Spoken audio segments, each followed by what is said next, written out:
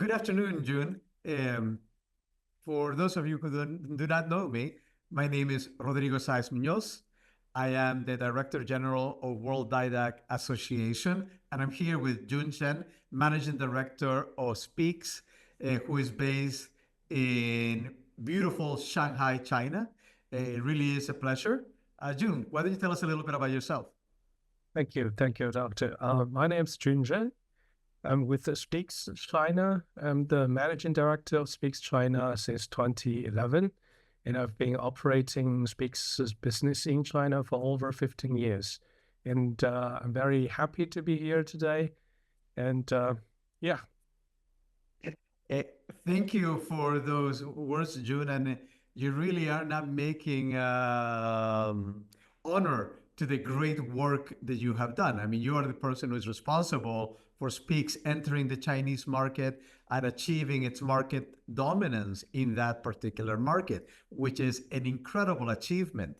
And because of that particular experience of yours, we really want to have a conversation with you about operational pathway, from market entry to sustainable growth. And we could have a small conversation about, what should a company do before they really decide to go to the Chinese market? What are the challenges that international education providers face when entering the Chinese market, and how can they overcome it? And lastly, if you could devote some words about how important is localization, branding, service delivery for success in China. You are an incredible example about all of these challenges, and you're frankly the right person to have this conversation with. So please. Thank you very much. Honestly, I think talking about the market, entry or go-to-market strategy, after all these years opening up, the Chinese market is no different from other parts of the world. So if you want to make a business plan to go into a new market, the first step you need to do is to prepare or understand your product portfolio, your target group, and your segment that you want to address. The same philosophy applies if you want to come to China. So you need to first understand whether your target group is, your current existing target group existing in China. So I would recommend to run a target market analysis first.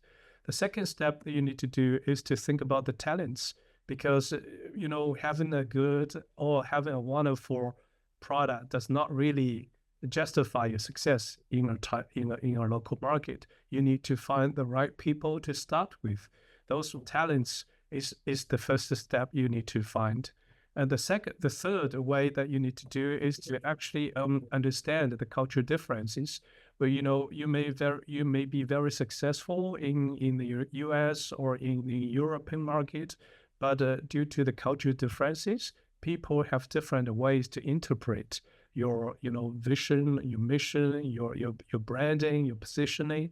That will also require some people, some talents from the Chinese market to give you advices.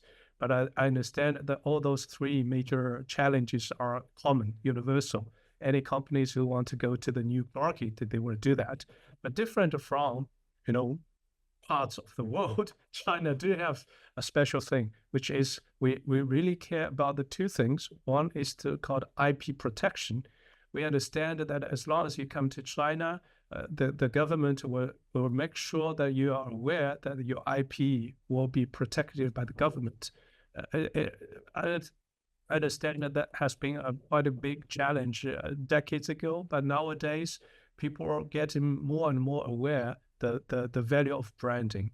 So as long as you put quite a lot of efforts combining your branding with your IP, you are fully protected by laws here in China. And the second thing that you need to do is to fully align your product or your service or your business module with the national priority. Like what we are experiencing now in China, that we are upgrading our level of industrialization, right?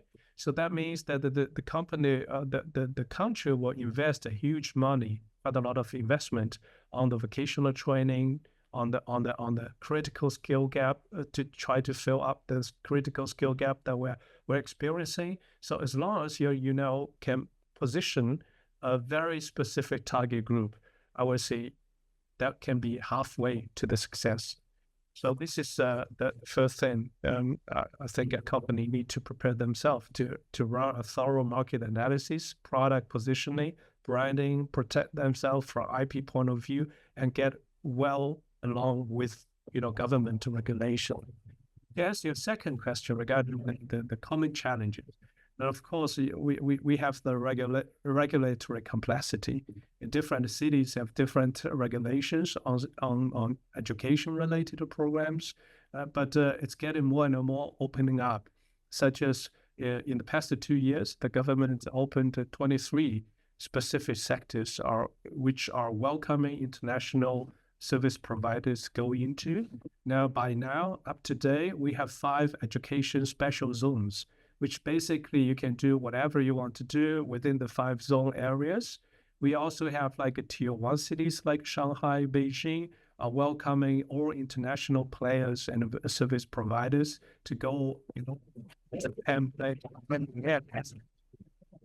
high quality and products. We also see the tier 2, tier 3 cities with a population around 10 to 15 million population. They're also welcoming international service providers to offer them high quality services. This is what I say, it is totally regional regulation related.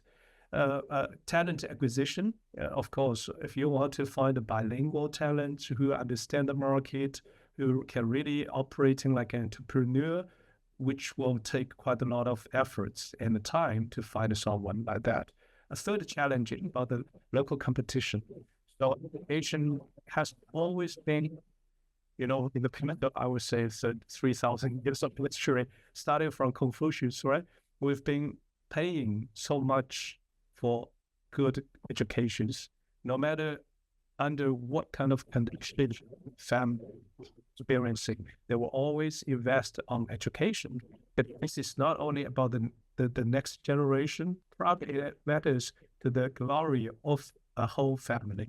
That's why the competition among the educational providers here in China is furious. So I would say that need to be prepared, or also to find a reliable partners to starting with. The last one that I would say is intellectual property protection. So make sure that you have all the registrations, especially for the software or SaaS kind of service provider. The first is that make sure that the Chinese patent office is super fast, 5 workdays to 15 workdays. Then all those challenges are new. You can always find, governmental guidelines to help you to go through. You have very clear, transparent regulations to tell you what to do, what not to do. And also with the release of new free trade zones, more and more international companies feel there will be no differences in making business in China than you are doing outside China. To ask yourself, what is the common challenges? Now, talking about the localization. Why you need the localization? Because only a few people can speak English, right? Most of the educational means or education programs and the services are actually carried out in Chinese. Then the more that you can localize yourself, the better you will be understood. That is obvious, right? But when we talking about localization, as an international players into China, the word that I would recommend is not pure localization, but globalization. We are welcome service providers with the global standards, with the international alignment, with the international recognition. So that part belongs to the global part. But meanwhile, we have different expectations on education programs, such as we are expecting faster feedback, we're expecting immediate response when there is a question. We're expecting almost a 7/24 support for online services. That part need to be localized. And also you need to have a local operation team so that you can be more and you can be closer to your customer, to your partner, that you can respond more quickly. So that part we call it, I'd call it as localization, global service provider with local delivery strategy. Along with that, and because we are not in like a manufacturing industry, we're in education industry. Of course, talking about education, you will need a syllabus or curriculums which need to be localized into the Chinese education, situations. Vocational training, that you need to understand that most of the college graduated students, they've already got enough scientific training. What they are expecting is much more on-hands training, on-job training, which is some part of the localization that need to be. Also, the setup and the content need to be localized as well. With all these kind of things, most important thing is marketing localization. Now, really to understand your target group, understand the target expectation, and then localize your message along with the global image that you try to establish. Well, I would say these basically are the main important things about localization.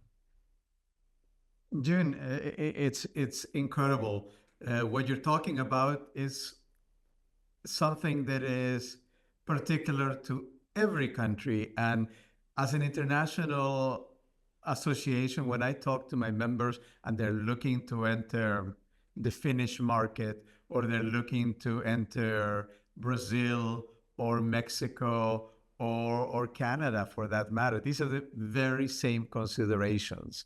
I think it behooves us to repeat that China is a country that produces a tremendous amount of intellectual property.